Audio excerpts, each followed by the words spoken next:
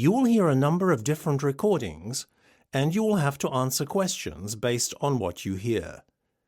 There will be time for you to read the instructions and questions, and you will have a chance to check your work. All the recordings will be played once only. The test is in 4 sections. At the end of the test, you will be given 10 minutes to transfer your answers to the answer sheet. Now turn to Section 1. Section 1. You will hear a telephone conversation between a caller and a representative of a company hiring marquees. First, you have some time to look at questions 1 to 7.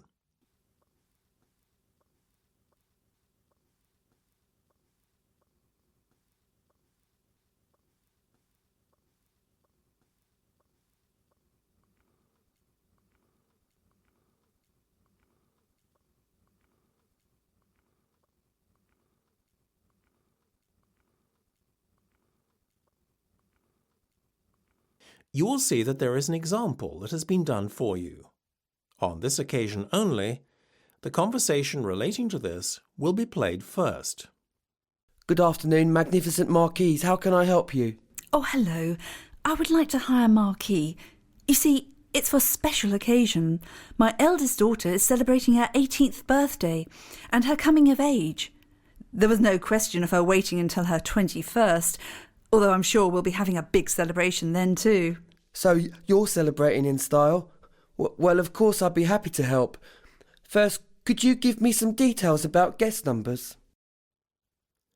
The customer wants to hire a marquee for her oldest daughter's 18th birthday. So you write oldest daughter in the space provided. You should answer the questions as you listen, because you will not hear the recording a second time.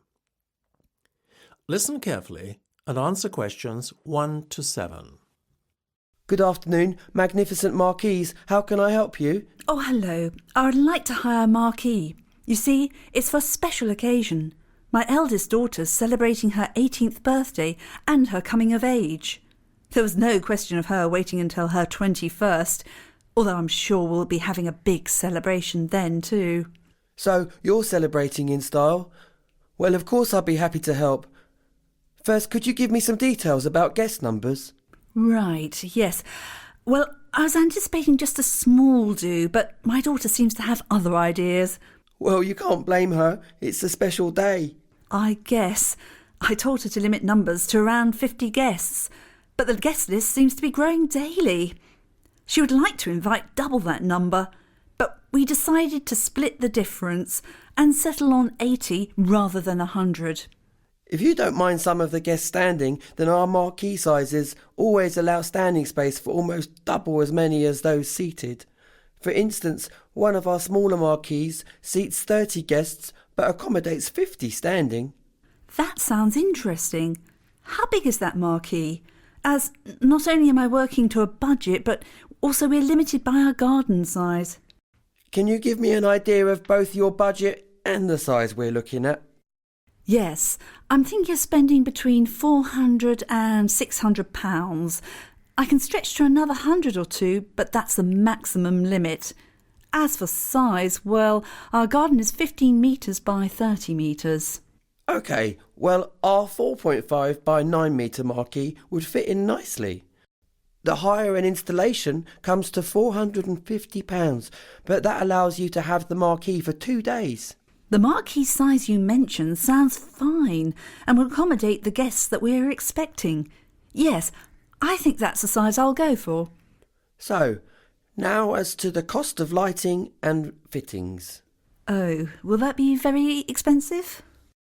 It depends on what you want, but the cost of carpeting the marquee will add on another £150. With regard to the lighting, prices vary quite a bit. If you opt for chandelier lighting, then it's another £90, but that's the most expensive option. Otherwise, the average pricing is around £55. I think I'll go for the more economic lighting then. Then there's the furniture, tables and chairs and so on. You decided on seating for 30 guests. Well, at £3 per chair, that will work out at £90 in total.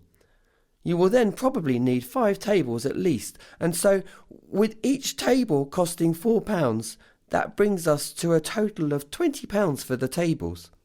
OK, so I'm still just within my budget. Great! I'll go ahead with the booking then. Wonderful.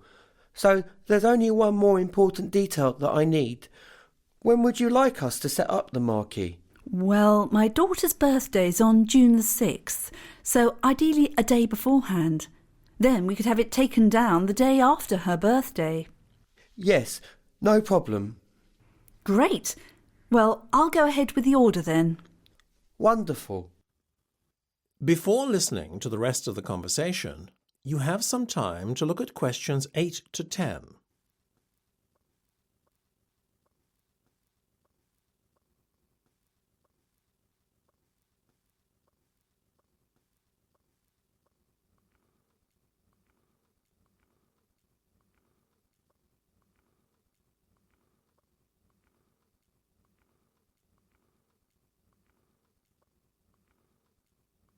Now listen and answer questions 8 to 10. OK. So that I can process your order, I need to take down some details. May I start by taking down your name and postcode? Yes, it's Jenny Lakewell, and the postcode's CV6TL3. Is that Jenny with a double N? Yes, that's correct. And is that Jenny with a Y or an IE at the end? Yes, it confuses everyone. I use the first spelling. And I'm sorry, I didn't quite catch the postcode. Was that CB6? No, it's with a V, not a B. So it's CV6. Right you are. Can I have a contact number also, please? My mobile number is 07900 456. Oh, hold on a minute. I forgot I've got a different number now. So it's 079, then 44, not 00, followed by 325883. Great, that's everything for the moment. We'll be sending you details and an invoice through the post in the next few days. OK, and thank you for your help. Goodbye. That's the end of section 1. You have half a minute to check your answers.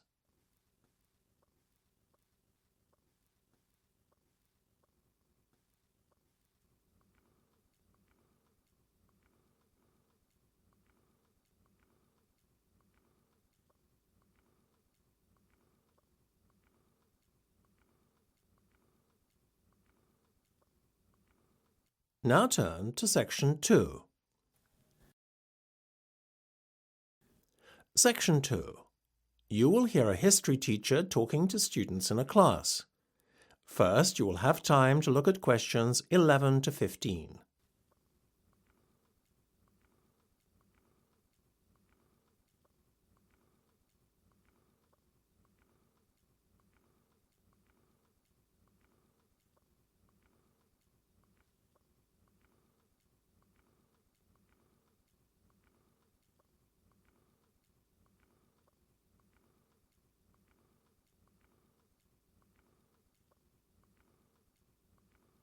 Now listen carefully and answer questions 11 to 15. Today we are going to study the typical layout of a medieval English castle. Highly fortified and with difficult access, medieval castles were impressive strongholds, designed to keep the castle's inhabitants safe and the invaders at bay. The main entrance would have been the outer gatehouse, located at the bottom right-hand corner of the diagram, just by the chapel buildings.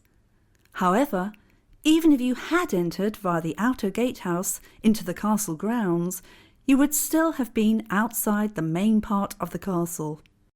The buildings in the outer court were not the main residential areas of the castle. These latter buildings belonged to the inner castle area and were heavily protected both by a water-filled channel known as a moat, which extended around a third of the inner part of the castle, as well as the fortified walls around the castle exterior. To enter the innermost area, you had to enter a long, narrow tunnel known as a barbican, over and directly above which the gatehouse was located. The barbican, being the only access point to the inner castle, was narrow and heavily guarded to prevent large enemy forces storming the inner castle area. The inner castle area held the main buildings around which daily life revolved. Here the Great Hall, along with the great chambers and kitchens, were located, as well as the castle bakehouse.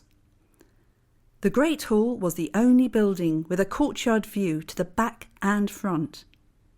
Whilst the Great Hall enjoyed a central location in the inner castle area, the great chambers and kitchen were less prominently positioned. Both of the latter buildings were located off to either side of the Great Hall. The great chambers, unlike the bakehouse, which is next to one of the towers, did not enjoy a courtyard view. Part of the exterior castle wall formed the back wall of the great chambers, as it did with the stables, located in the outer court.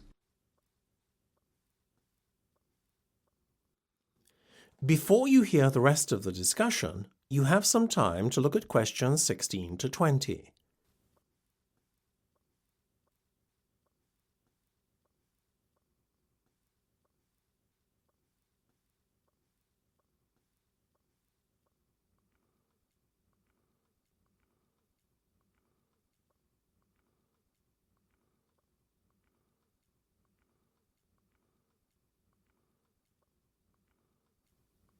Now listen and answer questions 16 to 20.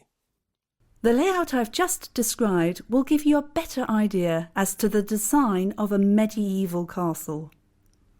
There was no blueprint for castles though, and the design and layout of each castle was determined greatly by local demands, function and purpose for which the fortification was intended. What we see in the castle design here is an advance on earlier medieval designs. Those medieval castles that predated this one had very basic residential and living areas. In such castles, the main focal point was the keep, rather than the great hall and great chambers, as in later years. Little more than a fortified tower, the keep doubled up as basic accommodation for the castle's residents. As the years passed, the living areas became more luxurious, evolving into separate buildings. Confusingly, the keep was known as a donjon, meaning fortified tower in French. The term dungeon was only used in later years to refer to underground prisons. In fact, at the time when the keep dominated castle affairs, the use of latter-day dungeons for imprisonment was an unknown and alien concept, the judicial systems favouring more physical forms of punishment instead. Another dissimilarity between earlier and later medieval castles was in their fortification. A moat, fortified walls and a barbican were typical features of most castles. However, it was recognised with the passage of time that the narrow fortified entrance of the barbican was insufficient defence against an enemy intent on invading the castle. As a result, extra, more reliable fortifications were added in the form of a portcullis and a drawbridge. The portcullis was a spiked metal gate that could be dropped vertically down from under the gatehouse, thereby sealing off the inner castle entrance from the outside world. To protect the main castle entrance further, a drawbridge was placed in front of the portcullis. This was a retractable bridge between the gatehouse and the outside area of the castle. However, the portcullis always remained the last line of defence against the enemy. That's the end of section 2. You have half a minute to check your answers.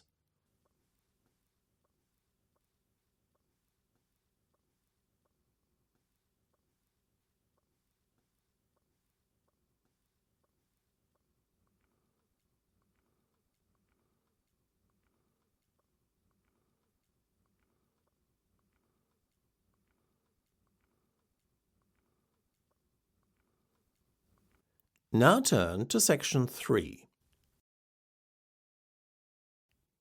Section 3. You will hear a discussion between two literature students and their lecturer. First, you have some time to look at questions 21 to 25.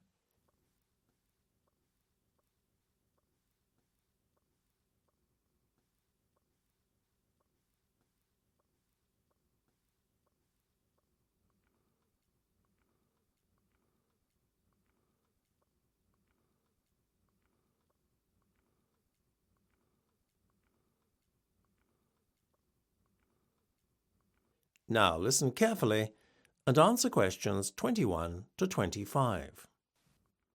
That was an interesting lecture. I'm glad you thought so. Yes, it made a break from the usual lectures on literary style. Certainly made me look at some of Shakespeare's plays like Hamlet and the playwright himself in a new light. Me too. I always thought that Shakespeare believed in the supernatural, and that was the reason why so many of his plays, like Hamlet and Macbeth, featured a ghost. What you thought is a common misconception. However, when you think about it, it was unlikely that Shakespeare would have been sympathetic to a belief in ghosts. Why? Well, he was Protestant, as was his audience, and the Protestant religion did not subscribe to a belief in ghosts as spirits returning from another world. Also, Hamlet was set in Denmark, and although fictional, the play would have reflected the Protestant beliefs of the Danes too. So, the main religion in England at the time was Protestantism. Very much so. Any other religions like Catholicism were not tolerated by the religious authorities or James I, who was head of the Church of England at the time. What did the Catholics believe about ghosts? Their religion was compatible with a belief in the spirit world, as it were. Ghosts were seen as lost souls that were in purgatory, that is to say, a state between heaven and hell. So it was obvious, really, that Shakespeare incorporated ghosts into his play for other reasons, right? Absolutely.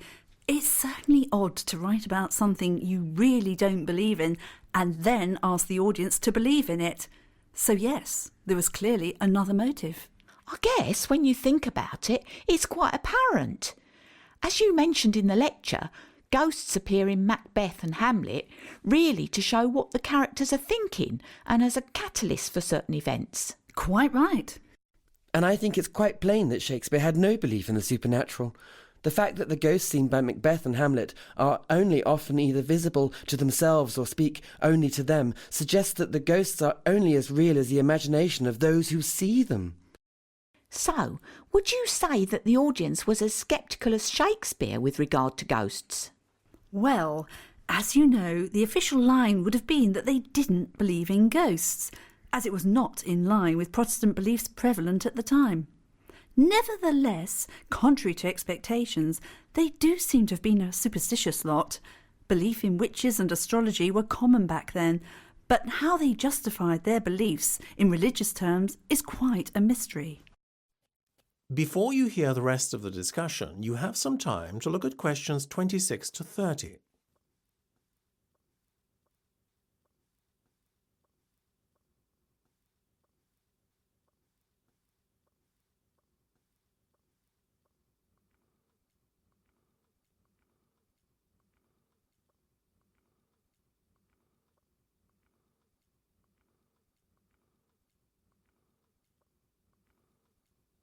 Now listen and answer questions 26 to 30. People, I think, today are a lot less gullible than in that period, though, don't you agree? I mean, honestly, believing in witches and astrology and all that? Well, judging by the popularity of TV programmes today like Most Haunted, I would say there's a fair amount of interest in the supernatural still. I guess most people are like me. Curious, but not entirely convinced when it comes to the spirit world. Well, I think ghosts are just the product of certain people's imaginations. You can't overlook the fact that many supernatural events cannot be explained. Personally, I think ghosts are just as likely to exist as UFOs and aliens. Well, I think at least the latter do exist. I agree. It's absurd to think we're alone in the universe. You certainly seem to be quite a sceptic, Dave. Actually, I do believe in some aspects of the paranormal. Like? Well, not ghosts and aliens, obviously, but things like telepathy and premonition. It's easier to understand or believe in telepathy and premonition as you hear of so many examples of these phenomena occurring in real life. Not just reported stories, but from friends and acquaintances. I'm inclined, though, to think premonitions are more coincidence than due to a paranormal event.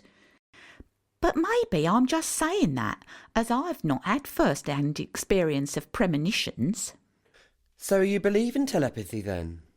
I think that the evidence in favour of it is impossible to deny. What do you think, miss? Maybe I'm less sceptical than most, but I'm inclined to keep a pretty open mind on most things. Anyway, it's been a very interesting discussion, but I'm afraid I have to leave now as I'm due to give another lecture. Well, thank you for your time and also your wonderful lecture. Yes, thank you. We appreciated it. My pleasure. That's the end of section 3. You have half a minute to check your answers.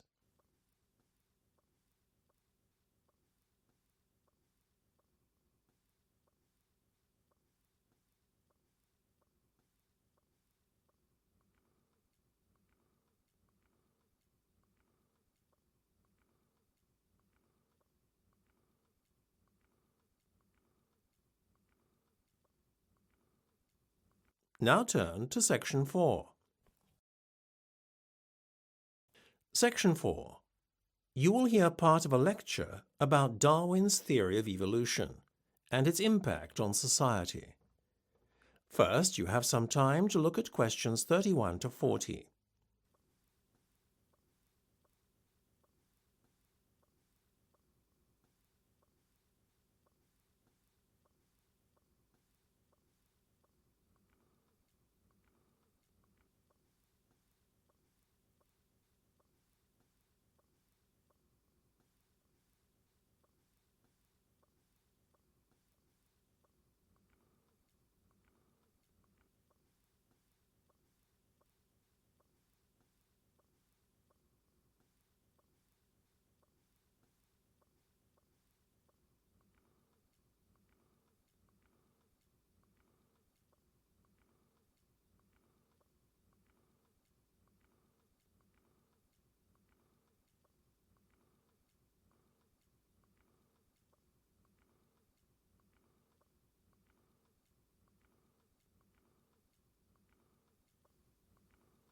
Now listen carefully and answer questions 31 to 40. Today, few people can be unaware of Darwin and his theory of evolution. He single-handedly revolutionized the way we think about the natural world. However, when I say single-handedly, that is not entirely correct. At precisely the same time as Darwin was formulating his theory of evolution, another scientist, Alfred Russel Wallace, was working on a virtually identical theory in parallel to Darwin. However, whilst Darwin's name has been preserved for posterity, the name of Wallace is virtually unknown. Why one should have been celebrated in scientific circles whilst the other was relegated to obscurity is puzzling. Both decided to make their discoveries public in a joint announcement once they were made aware of one another's work. There is no question that Darwin acted dishonourably, therefore, falsely claiming the sole credit for a theory of evolution. However, the publication of Darwin's groundbreaking On the Origin of Species by Natural Selection the following year almost certainly helped to secure him enduring fame. The publication of Darwin's book proved to be a watershed in the history of science. It also proved extremely controversial in the eyes of the Church, since Darwin claimed that man was merely an animal, Homo sapiens, and a product of evolution rather than of divine intervention. Such a theory was in direct opposition to religious dogmas of the day, and threatened to undermine the very core of religious belief. Today, however, many have successfully managed to reconcile Darwin's theory of evolution with religion. Only for some people, known as creationists, is Darwin's theory seen as being incompatible with religion. For these individuals, Darwin's theory is seen as heretical, since they believe in a literal interpretation of the Bible and a biblical reference to the world being created in 7 days rather than as a slow evolutionary process spanning millions of years. In addition, Darwin's claim that man is no more than a highly evolved ape is regarded as a blasphemy, since creationists insist on the divine origin of man. Whilst not many would dispute Darwin's theory of evolution nowadays, curiously, an ape man that bridges the gap between man and ape has yet to be found. The search for the missing link, as it has been called, has both occupied and perplexed scientists since the time of Darwin. Many hoaxers over the years have tried to exploit the desire of scientists to find conclusive proof of Darwin's theory in the form of a missing link. The most memorable and also convincing hoax was that of the Piltdown Man. Named after the Sussex village where it was first unearthed in 1908, the skull of the Piltdown Man represented a transition from an ape to a man. So convincing a hoax was it that it fooled the scientific establishment into believing for some 40 years that the missing link had indeed been found. In fact, the Manchester Guardian newspaper went so far as to call the discovery of the ape man's skull by far the earliest trace of mankind that has yet been found in England. The find was credited to a local solicitor and fossil hunter, Charles Dawson. When Dawson died in 1916, Piltdown Man's place in history seemed secure. In 1950, a reconstruction of a head was made based on the skull. However, only 3 years later, the skull was declared a fake. People later questioned how such a hoax could have escaped detection without the compliance of an expert. It is certainly an interesting footnote in the theory of evolution. However, the questions still remain today. Where is the missing link, and why hasn't it been found? That is the end of section 4. You now have half a minute to check your answers.